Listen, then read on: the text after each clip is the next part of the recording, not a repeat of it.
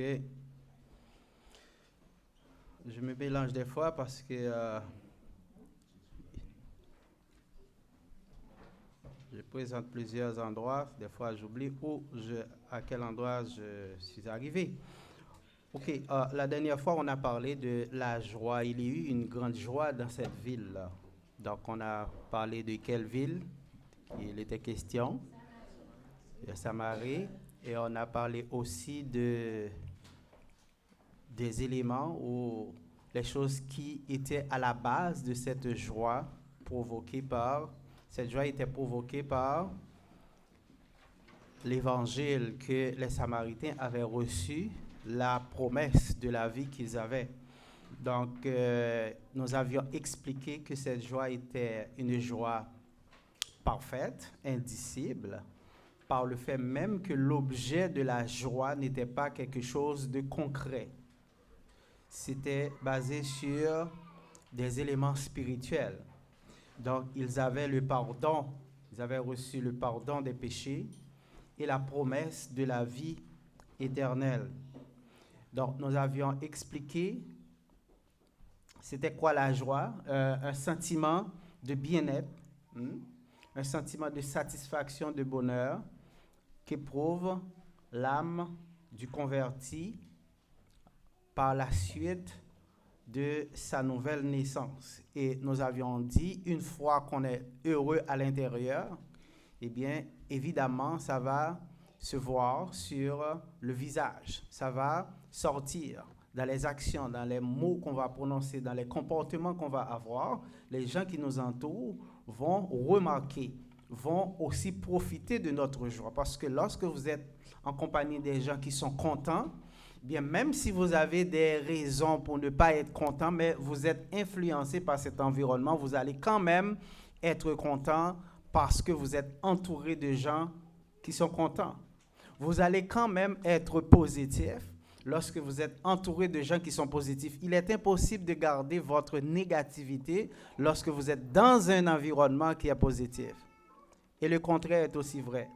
Si vous êtes content, vous êtes positif, mais vous fréquentez toujours des gens qui sont négatifs, eh bien, devinez quoi?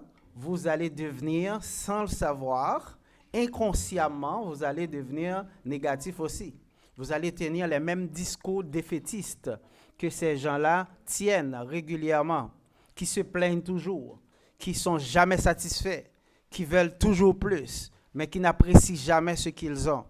Donc, vous allez toujours avoir ce problème parce que l'environnement est plus important que l'individu.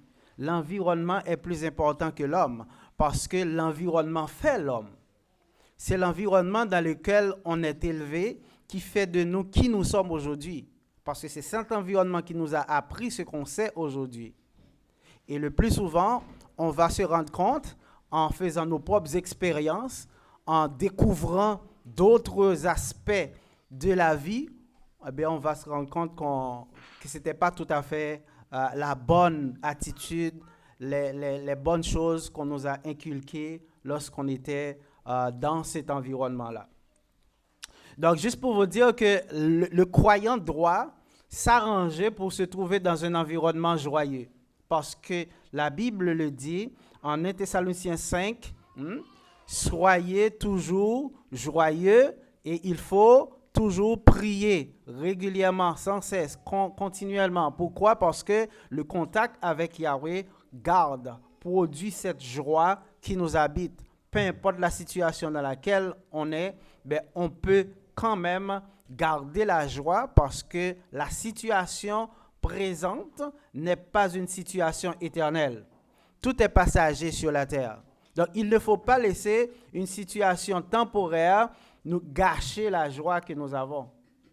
Donc, la joie que les Samaritains avaient, c'était une joie qui était à toute épreuve parce que cette joie était basée sur l'Évangile. Si c'était basé sur des choses matérielles, lorsque vous êtes content et que l'objet de votre contentement, c'est quelque chose que vous possédez, que vous pouvez toucher, que vous pouvez voir, si cette chose n'est plus là dans votre vie, qu'est-ce qui arrive? Si l'objet de ce contentement-là disparaît, eh bien, le contentement, la joie disparaît aussi avec. Parce que c'est dans quelque chose qui est concret.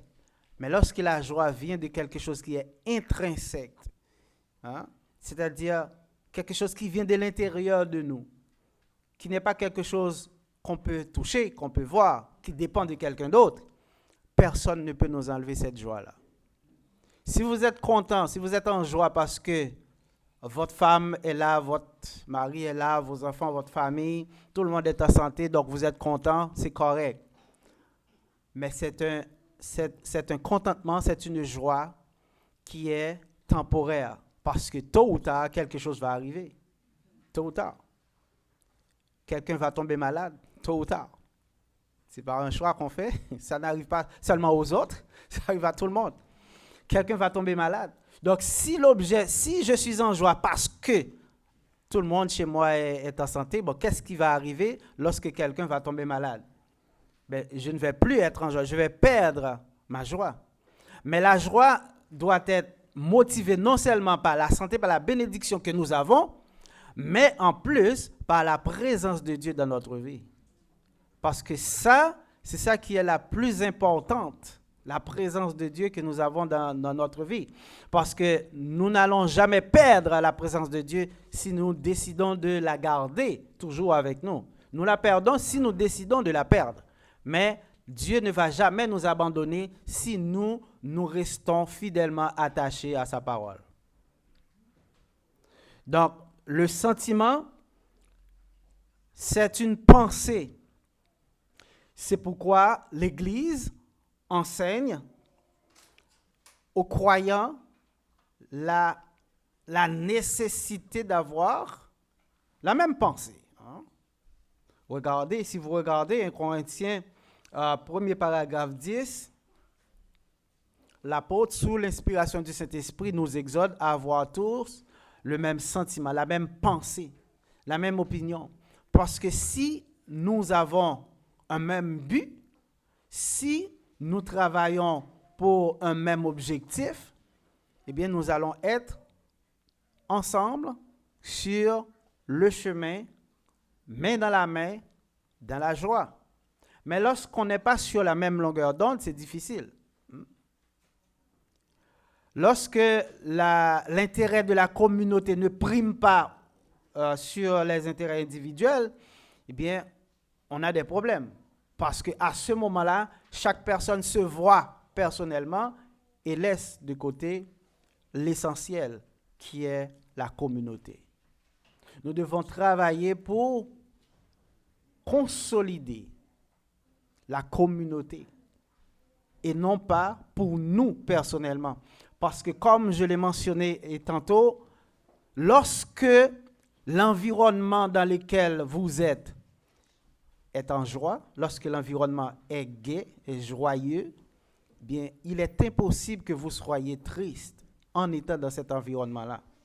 Vous allez quand même être influencé par la communauté et vous allez vous sentir normalement bien, parce que je n'ai jamais vu quelqu'un qu'on a motivé à devenir heureux qui ne soit pas content. Donc, c'est important de mettre un accent sur le bien commun, l'intérêt global de la communauté au lieu des intérêts partisans. C'est pourquoi la Bible dit, au lieu de considérer votre propre intérêt uniquement, mais considérez aussi les intérêts des autres. Et ça, c'est un acte d'amour. Parce que l'amour, qu'est-ce qu'il fait? Il vous amène à vous oublier au profit de l'autre. Donc, si vous ne pouvez pas décider de donner une partie de vous-même, bien, vous ne pourrez pas aimer, parce que aimer, c'est donner. Aimer, c'est donner. On donne et on se donne. C'est pas vrai?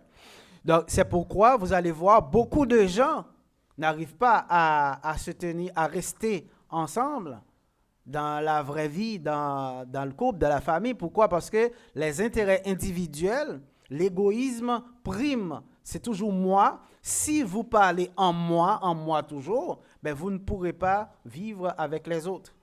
Parce qu'il faut voir le nous et non le moi. Des fois, il faut accepter d'être perdant individuellement pour que le groupe puisse gagner.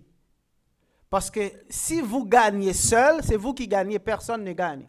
Mais si on gagne tous, si le groupe gagne, eh bien c'est tout le monde qui gagne. Regardez, c'est comme une équipe qui va dans une compétition. Qu'est-ce qui arrive quand un joueur est excellent dans une partie, dans un match? Le joueur peut compter plusieurs buts, etc. Mais si l'équipe, à la fin, perd, qu'est-ce qui arrive? Ce joueur-là a été excellent. Il a donné une bonne performance. Il a marqué tous les buts de l'équipe. Mais au final, l'équipe a perdu. Est-ce qu'il y a une gloire pour l'équipe? Non. Quand vous perdez, il n'y a aucune gloire. Vous perdez. En passant, on salue les Canadiens. Pour les fanatiques, je ne sais pas s'il y en a des fanatiques ici. On les salue. Hein? Ils perdent toujours. Donc,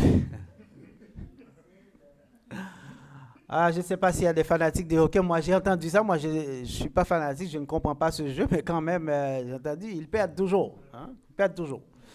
Donc, même s'il y a des joueurs qui performent dans l'équipe, mais à la fin, l'équipe perd. Imagine, on m'a dit que l'équipe menait 4-0 et puis l'équipe a perdu 5-1. C'est ça? Ils mènent 3-0, ils perdent 4-3. Imagine, là. Imagine, là. Donc, est-ce que l'équipe est contente après avoir perdu?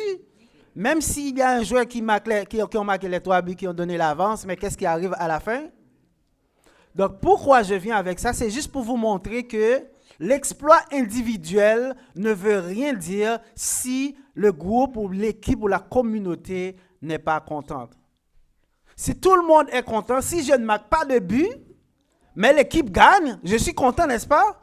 Sur le plan individuel, je n'ai pas performé, je ne suis pas sorti du lot, mais mon équipe a gagné, je suis content quand même. Parce que c'est le groupe, c'est l'équipe. Mais si moi, je marque des buts, mais à la fin, l'équipe perd, qu'est-ce qu'on en retire? Rien.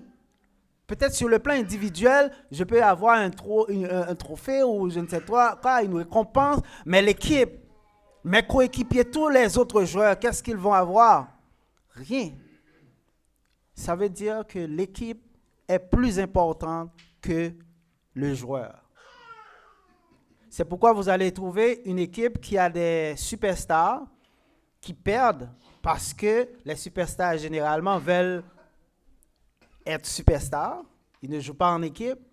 Mais vous allez trouver une autre équipe qui n'a pas de superstar, mais qui a un jeu de cohésion entre tous les joueurs qui mettent la main à la pâte, qui sont cohérents dans leur jeu, et puis cette équipe va gagner. Pourquoi? Parce que c'est le jeu d'ensemble. C'est la même chose dans l'Église. Si on n'agit pas ensemble, eh bien, on va perdre ensemble. Si on n'est pas heureux ensemble, eh bien, on va être malheureux ensemble. Même si sur le plan individuel, vous avez des raisons d'être content, mais si ton environnement, si ceux qui t'entourent ne sont pas contents, votre joie ne va pas être parfaite. Est-ce que vous comprenez bien ce que je veux vous expliquer? Est-ce que vous comprenez? Allô? Est-ce que vous comprenez? Y a-t-il des questions? Pas sur les Canadiens, s'il vous plaît. Parce que je ne suis pas Marc Bergevin. Bon. Dans le texte, nous voyons ten oten, agapen et contes. Ici, nous avons le même amour. Mais, vous voyez, c'est féminin parce que le mot agapé, c'est féminin en grec. Ten agapen, c'est accusatif de he agapé. Et contes, c'est participe présent de écho, avoir. Donc, que vous ayez le même amour. Donc, le même amour nous amène à pardonner réciproquement. Parce que si nous nous aimons réciproquement, nous n'allons pas avoir de problème réciproquement. Pourquoi il y a des problèmes entre des frères? C'est parce que vous ne vous aimez pas. Parce que vous ne vous aimez pas. Parce que l'amour, ce n'est pas un discours. L'amour, c'est un mode de vie. C'est la façon dont vous vivez. Ce sont les actions que vous posez. En plus des paroles que vous prononcez. Vaut mieux dire à quelqu'un, je ne vous aime pas, mais dans les faits, vous lui prouvez le contraire. Au lieu de dire, je vous aime, alors que dans les faits, vous lui prouvez le contraire. Les actions sont plus importantes que les mots. Je vous le répète toujours, le discours, ça ne vaut rien si le discours n'est pas accompagné d'actions concrètes. Ne me dites pas ce que vous aimeriez être, juste prouvez ce que vous êtes, c'est tout. Parce que votre discours dit ce que vous aimeriez, ce que vous souhaitez être, ou bien ce que vous souhaitez avoir. Mais vos actions, votre comportement disent clairement qui vous êtes. Parce que les actions, on ne peut pas les cacher, on ne peut pas mentir. Hein? On ne peut pas mentir, c'est la seule chose qui est évidente. Vos actions, votre engagement. Quelqu'un qui veut dire, mais je vais apprendre, je vais être excellent à l'école, je vais apprendre à lire, je vais être intelligent, etc. Puis la personne va à l'école, mais n'étudie pas, par exemple. Préfère faire la fête, etc. Préfère toute autre chose, sauf étudier. Est-ce que cette velléité de s'instruire a quelque chose de concret, de sérieux, d'honnête? Pas du tout, parce que si vous n'étudiez pas, vous n'allez jamais réussir. Vous n'allez jamais avoir la possibilité de vous instruire. Donc, les actions doivent supporter votre parole, vos paroles, votre prise de position, votre rêve. Si vous voulez avoir telle chose, mais vous ne faites pas les efforts nécessaires pour avoir cela, eh bien, vous vous mentez à vous-même. Parce que ce sont les actions qui déterminent en réalité qui vous êtes et qu'est-ce que vous voulez dire généralement. C'est pourquoi, moi, quand quelqu'un me dit moi, si, ça, moi, je dis bla, bla, bla, bla. J'attends de voir. Parce que j'ai rencontré beaucoup de gens, que ce soit personnellement ou professionnellement, et qui disent, mais qui ne font rien. Généralement, vous connaissez cet adage qui dit les grands diseurs ne sont pas les grands faiseurs. Celui qui parle plus, c'est juste parler. Ils vont parler, bla, bla, bla, bla, bla, mais rien. Vide, c'est des tonneaux vides. D'ailleurs, les tonneaux vides font beaucoup plus de bruit que les tonneaux remplis. Donc, ne parlez pas, mais agissez. Parce que vos actions en disent long sur vous, sur votre personnalité. 1 Corinthiens 13, vous pouvez regarder ce texte qui, en quelque sorte, donne les traits caractéristiques du vrai amour, agapé. Paul parle aux Corinthiens, leur apprend les éléments essentiels dans leurs actions qui vont prouver qu'ils témoignent de l'amour les uns pour les autres. Si je dis j'aime mon frère et que je doute de sa sincérité envers moi, ben, il n'y a pas d'amour. Parce que l'amour ne doute pas. L'amour ne soupçonne point le mal. Parce que souvent, quand nous aimons quelqu'un, nous nous attendons à quelque chose en retour. Le type d'amour, ça c'est l'amour érotique entre homme et femme. Si vous aimez un homme, l'homme doit vous aimer. Si vous aimez une femme, la femme doit vous aimer. Sinon, ça ne va pas marcher. Mais les autres formes qui existent, parce que le mot amour, c'est un mot polysémique, il y a plusieurs sens, dans plusieurs contextes. Donc, on ne doit pas s'attendre à quelque chose quand on aime son frère dans l'église, quand on aime sa sœur. On ne doit pas s'attendre à quelque chose en retour. Et lorsque vous n'attendez rien de personne, vous vivez heureux parce que vous ne pouvez pas être déçu. Ça, je le répète souvent. Des fois, certaines personnes ne comprennent pas. Quand vous n'attendez rien de personne, vous n'allez pas avoir de problème avec les gens. Pourquoi? Parce que vous ne pouvez pas être déçu. On est déçu quand on a des attentes, n'est-ce pas? Quand on a des attentes, quand on attend quelque chose, quand on s'attend à quelque chose, à recevoir ou bien à avoir un tel comportement de la part de quelqu'un, on ne l'a pas, on est déçu, on est fâché. Eh bien, si à l'origine on n'a pas cette attente, impossible d'être déçu. Hein? C'est impossible d'être déçu. Eh bien, vivez votre vie comme si personne ne vous devait absolument rien. Arrangez-vous pour ne pas dépendre de quelqu'un pour faire votre bonheur. Parce que le bonheur, c'est d'abord quelque chose qui doit venir de l'intérieur. Parce que si vous comptez sur quelqu'un, si ce quelqu'un vous déçoit, ben vous allez vivre malheureusement pendant toute votre vie.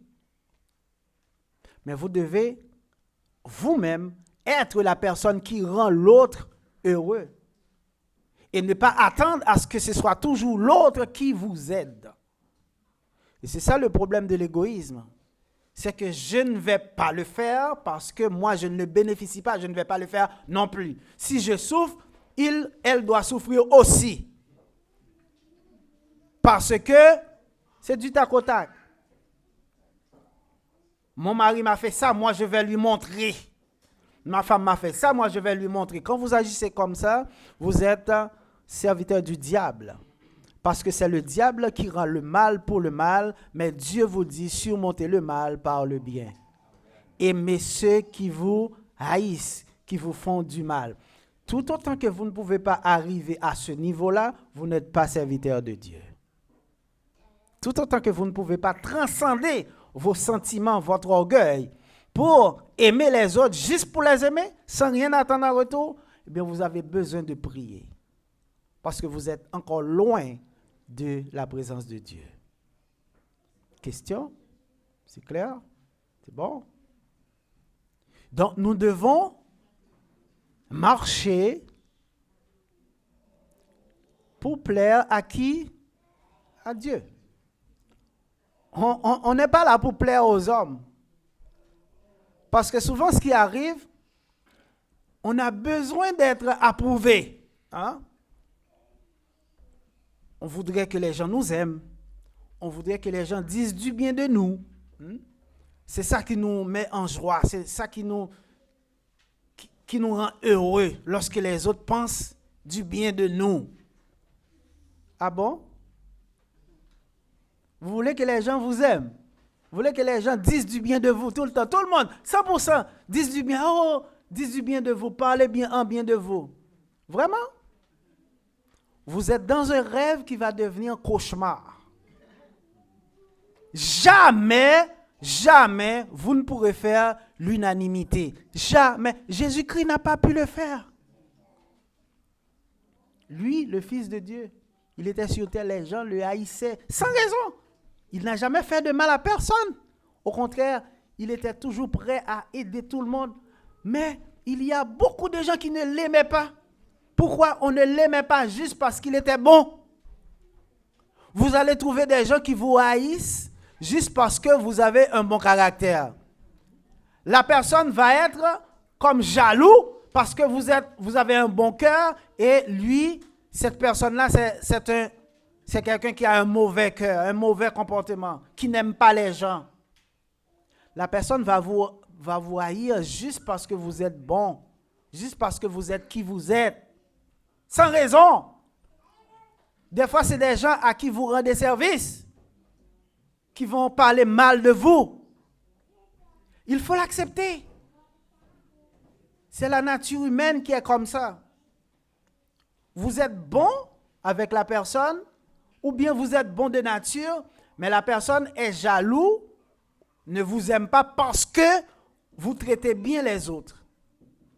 Par exemple, si on est dans le même travail et que moi je fais mon travail avec conscience, avec sens de responsabilité, professionnellement, la personne à côté qui n'est pas professionnelle va vous en vouloir juste parce que elle voit que vous êtes peut-être plus compétent ou bien plus soucieux de votre travail que lui, eh bien, cet individu-là ne va pas vous porter dans son cœur. Mais est-ce que vous lui avez fait quelque chose de mal? Pas du tout. Pas du tout. Au lieu que la personne prenne exemple sur votre bon comportement pour changer son mauvais comportement, elle va vous haïr. Pourquoi? Parce qu'elle veut rester dans la médiocrité. Elle veut rester comme elle est. Donc, ne vous attendez pas à ce que tout le monde vous aime. Ne vous attendez pas à ce que tout le monde dise du bien de vous. Peu importe qui vous êtes, on va dire du mal de vous.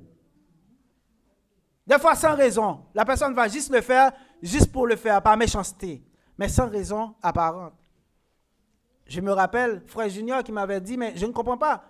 Cette belle vidéo sur YouTube qui donne une très belle leçon, je vois des gens qui mettent j'aime pas ou... Ah, tu te rappelles, Frère Junior? Qui mettent non, j'aime pas. Dis, comment quelqu'un ne peut pas aimer cette belle chose? Mais c'est la nature humaine. Il y a une personne qui avait bon cœur, qui vivait, qu'on appelait Teresa, Mère Teresa, etc. Est-ce que vous savez qu'il y a des gens qui ne l'aimaient pas? Elle a dédié sa vie à aider les pauvres en Inde. Hein? Mais il y avait des gens qui ne l'aimaient pas. Est-ce qu'elle avait fait du mal à quelqu'un? Non. Mais ne vous attendez pas à ce que tout le monde vous aime. Moi, je m'en fous que vous m'aimez ou que vous ne m'aimez pas. Ça ne va pas ajouter du bonheur à ma vie. Moi, ma vie, c'est deux choses. C'est Dieu, c'est moi, c'est les gens qui m'aiment. Ça finit là. Mon bonheur ne dépend pas de ce que vous m'aimez ou pas. Ce que vous pensez de moi, c'est votre affaire, c'est votre problème. Ça ne me concerne pas. Ça ne va pas m'empêcher de dormir la nuit.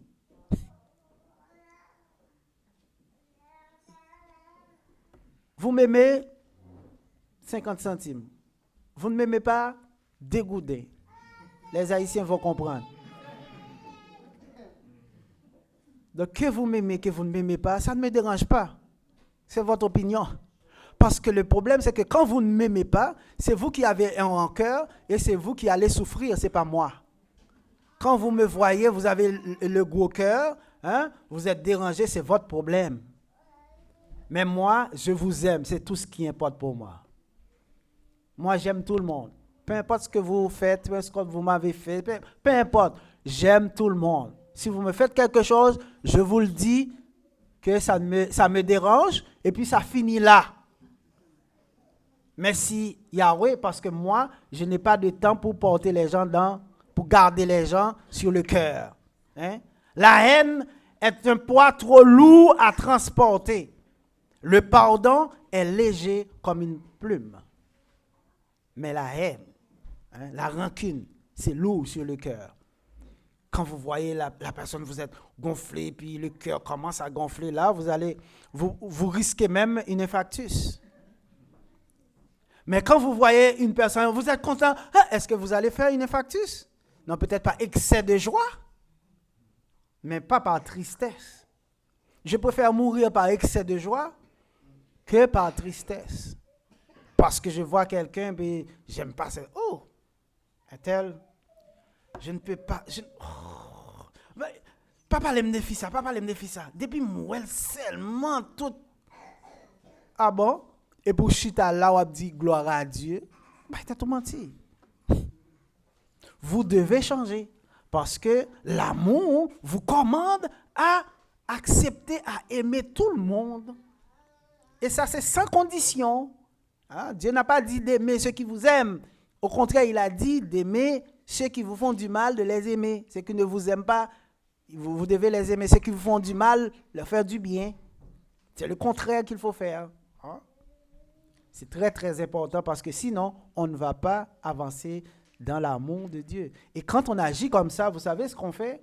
On ouvre la porte bien grande à toutes les personnes qui ne sont pas encore appelées par l'Évangile d'intégrer le corps. Parce que si vous témoignez, si vous aimez les gens, si vous témoignez de l'amour les uns pour les autres, les gens qui vous regardent du dehors vont voir qu'il y a quelque chose de supérieur, de plus important en vous, et ces gens-là vont vouloir bénéficier aussi de cet environnement d'amour, de joie, de paix.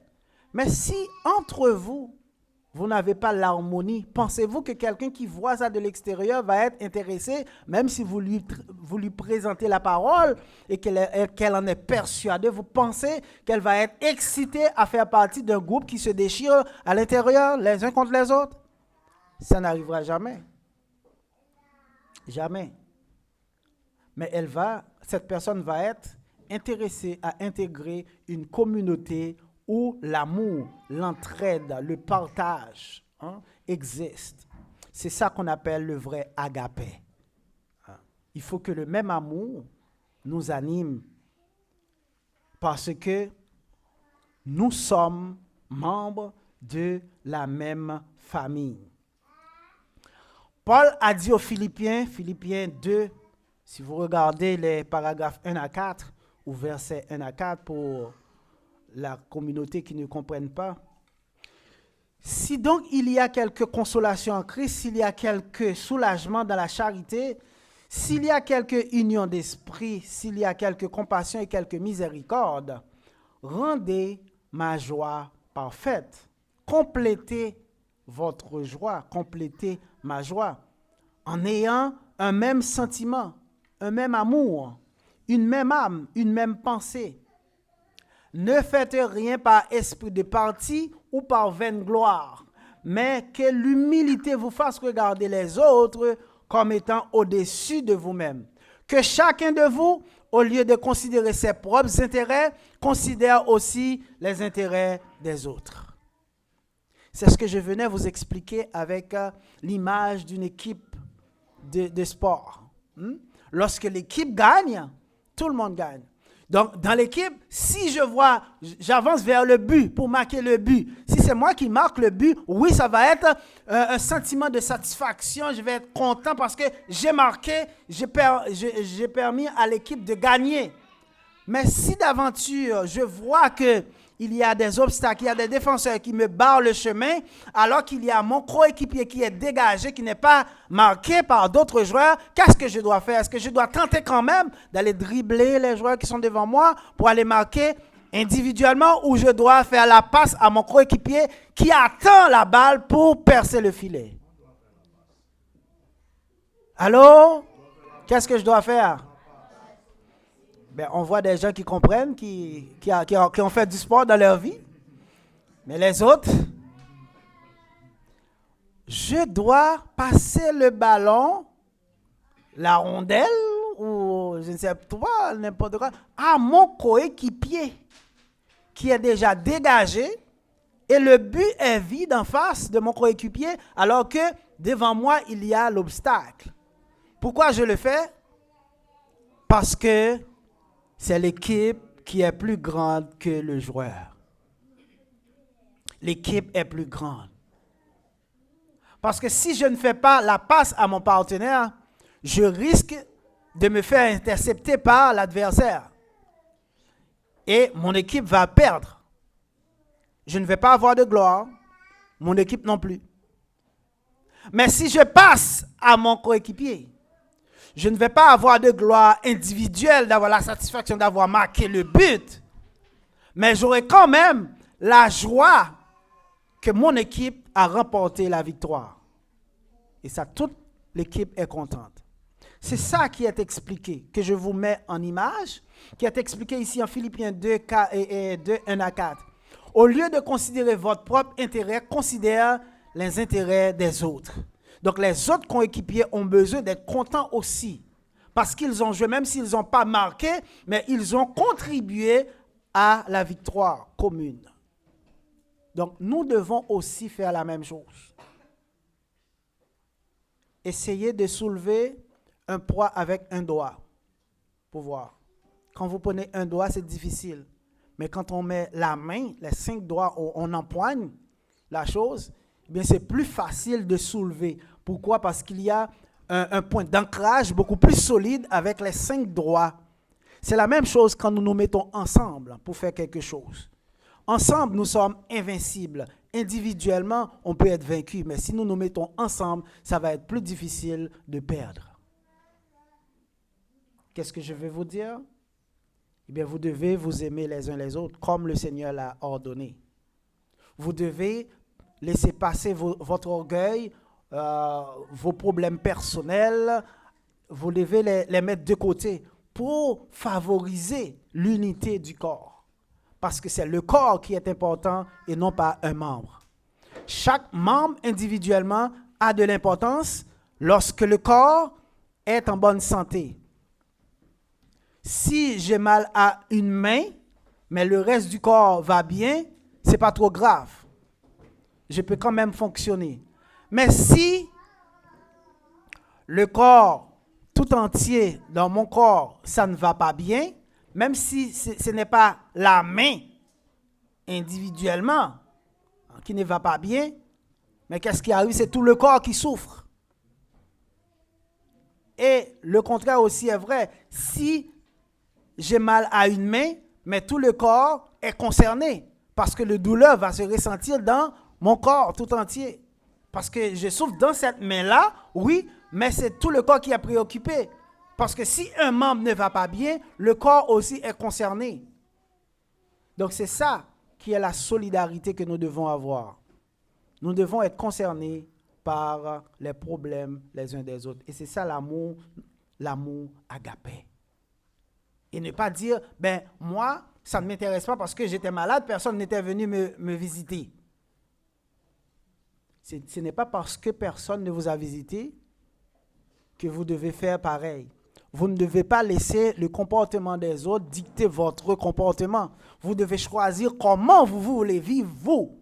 Ne laissez pas aux autres vous dicter le ton. Ceux qui réussissent dans la vie, ce sont ceux qui dictent le ton et non pas ceux qui suivent les autres. Ne soyez pas des suiveurs, soyez des leaders dans tout. Je décide de faire ça parce que c'est la chose à faire, parce que je veux faire ça. Maintenant, je ne veux pas faire ça parce que quelqu'un a fait ça, moi je fais ça aussi. Ben, vous êtes pathétique. Vous devez agir parce que c'est la chose à faire, parce que c'est ça qui vous élève, c'est ça qui vous donne ce sentiment de bonheur, d'avoir juste agi et d'avoir aidé quelqu'un. Il y a plus de bonheur à donner qu'à recevoir. Donc, donnez votre amour, ne vous attendez à rien. Et Dieu va prendre soin de vous au moment opportun lorsque vous en aurez besoin. Question? Monsieur Pigra? Quand on dit 1 Thessaloniciens 5, verset 16, soyez toujours joyeux. On comprend vite que le terme joie ici est utilisé au sujet de celui qui reçoit la parole. Mais un chrétien qui vit toujours sous le poids des difficultés, comment ce dernier va s'arranger pour être toujours tressailli, pour pouvoir toujours tressaillir de joie? Là, maintenant, c'est qu'est-ce qui fait que cette personne vit toujours sous le poids de la difficulté?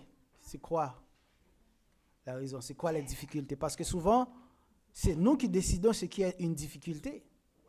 Parce que c'est la façon dont vous abordez ce qui arrive dans votre vie qui est important. Oui, mais il y a quelque chose qui arrive dans la vie, on a difficulté pour gérer ça. Oui, mais c'est parce que c'est la capacité de la personne à gérer ses problèmes qui pose un problème. Ce n'est pas le problème qui pose un problème. Oui, mais la personne trouve la difficulté pour gérer ça, mais comment elle va s'arranger pour pouvoir être dans la joie? Premièrement, personne ne peut faire ce travail à la place de cette personne-là. On est chacun responsable de nous-mêmes, de nos actions, de nos attitudes. Les problèmes, tout le monde en a. Tout le monde. J'ai parlé à un frère qui a un ami, et j'ai parlé, qui a son père qui est malade, qui est gravement malade et qui s'est fait opérer et qui doit suivre des séances de chimiothérapie. Et lui, il est comme dévasté. Mais en sortant de l'hôpital, son père est toujours vivant, en sortant de l'hôpital, il me raconte, mais j'ai vu dans l'ascenseur deux jeunes qui étaient en train de pleurer. Probablement, ils ont un parent qui vient de décéder ou bien qui est dans une situation beaucoup plus critique. À partir de ce moment, il commence à se reprendre. Il dit, mais les problèmes, c'est pas seulement moi, c'est tout le monde. Mais tout le monde a des problèmes, peu importe, ça peut être de différents niveaux. Mais ce qui arrive, ce n'est pas le problème que vous avez qui est important, c'est la façon dont vous allez réagir face à ce problème-là. J'ai déjà expliqué, le même problème peut se présenter devant deux personnes différentes. Le même problème.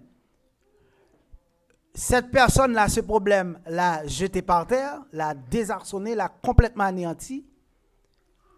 Ce même problème-là devant cette autre personne, elle a fini par avoir le dessus. Pourquoi? Parce que c'est la mentalité, l'attitude avec laquelle vous abordez votre problème qui est importante. Donc, si vous laissez vos problèmes vous gouverner, c'est les problèmes qui vont vous résoudre. Vous n'allez pas pouvoir résoudre vos problèmes. Mais si vous contrôlez vos problèmes, si vous contrôlez vos émotions, vous allez avoir la force morale de subjuguer et puis de passer au-dessus de vos problèmes. Parce que c'est toujours une question de foi. Les gens qui se laissent dominer par leurs problèmes, c'est parce qu'ils n'ont pas assez de foi. Ils ont de petites foi. Parce qu'ils sont trop inquiets. Ils sont trop concernés. Ils pensent que c'est eux autres qui vont résoudre les problèmes par leurs propres moyens. Or, si vous remettez les problèmes à Dieu, il n'y a aucun problème qui soit trop grand pour que Dieu puisse résoudre. Donc, ça, c'est l'attitude qu'on aborde face au problème qui pose un problème et non le problème. Est-ce que ça répond à la question? Allez-y.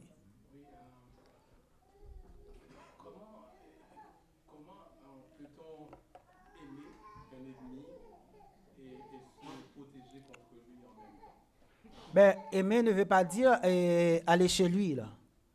Si vous savez que quelqu'un ne vous aime pas, mais vous ne fréquentez pas cette personne, ce que la Bible dit, c'est que vous ne devez pas haïr cette personne. Vous ne devez pas haïr cette personne. Hein? C'est-à-dire, si la personne a un problème et que vous êtes en position de l'aider, de sauver sa vie, vous devez le faire. Mais la Bible ne dit pas que vous devez prendre cette personne comme votre ami. Il y a des gens qui mélangent les deux.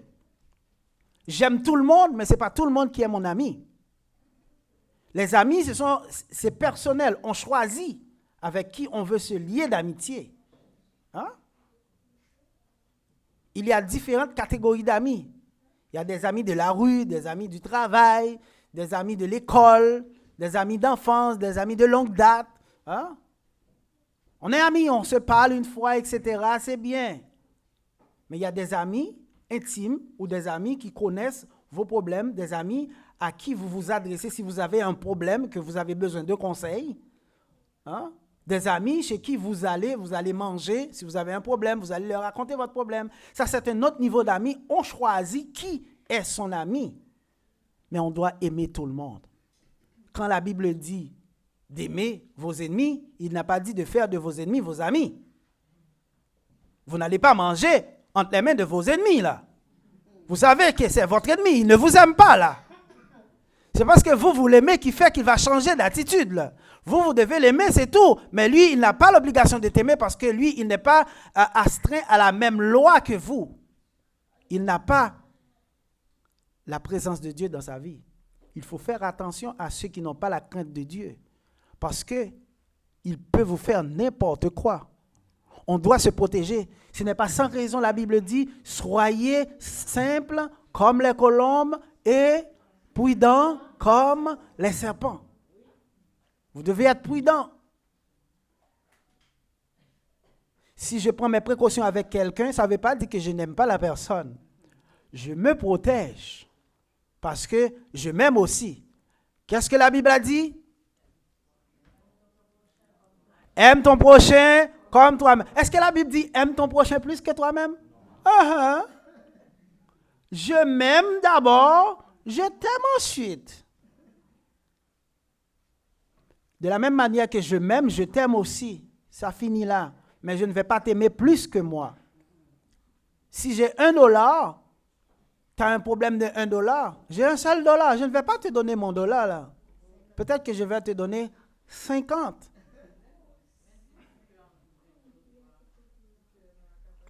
Ne rentrez pas dans les spécificités avec moi là.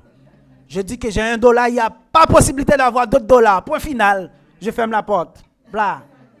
Donc, je vous donne. C'est seul Jésus-Christ qui faisait le sacrifice, qui se donnait pour les autres. Personne, aucun homme ne le fait. On va partager ensemble. Hein? Pourquoi je vous donne mon dollar et moi je vais périr et que vous vivez? Pourquoi? Non. On va vivre à 50-50. Parce que la Bible dit, aime ton prochain comme toi-même. Il n'a pas dit d'aimer ton prochain plus que toi-même. Ça va pour tout le monde? OK. Est-ce qu'on va commencer à aimer nos prochains comme nous-mêmes?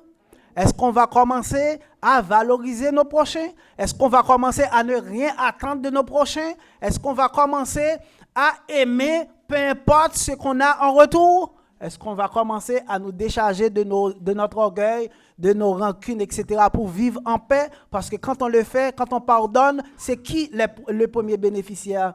C'est vous.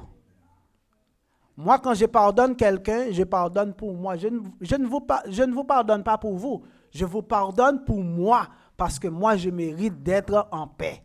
Je mérite d'être joyeux. Je mérite d'être content. Je ne vais pas vous laisser enlever ma joie. Si vous choisissez de laisser quelqu'un enlever votre joie, c'est votre affaire. Mais moi, personne ne pourra enlever ma joie parce que ma joie, c'est moi qui détermine quand je dois être en joie, quand je dois être fâché. Mais quand je me fâche, pas pour longtemps. Si vous vous mettez en colère, évitez de pécher. C'est normal. Je peux me fâcher, je peux me mettre en colère, etc., mais je ne vais pas pécher. Je vais fâcher. Si vous vous mettez en colère, ne péchez point. La colère peut dégénérer en péché. Mais si, par exemple, quelqu'un vous fait quelque chose, vous n'aimez pas ce que la personne vous fait, vous êtes fâché, vous êtes en colère, vous n'êtes pas content. Mais vous n'avez pas encore péché puisque vous n'avez aucune mauvaise action ou mauvaise pensée qui découle de vengeance ou d'autres choses qui découlent de ces mécontentements-là. Parce que quand on dit colère, dans le sens que je parle, c'est du mécontentement. On est triste. Si vous êtes triste, vous êtes mécontent, vous n'êtes pas en train de faire du mal à quelqu'un. Vous pouvez faire du mal à quelqu'un pendant que vous êtes dans cet état-là. C'est pourquoi la Bible dit qu'il ne faut pas laisser cela durer trop longtemps. Parce que ça peut dégénérer. Et vous ne devez pas aller vous coucher en étant fâché, en étant en colère. Que le soleil ne se couche pas sur votre... Pourquoi? Parce que la colère, là, ça va dégénérer. Vous allez commencer à nourrir des pensées dans votre tête. N'oubliez pas, le péché, ce n'est pas ce que vous faites. C'est d'abord ce que vous pensez. Ce que vous pensez. Parce que le péché commence dans la tête. Que grâce et paix de Yahweh soit à vous. Amen.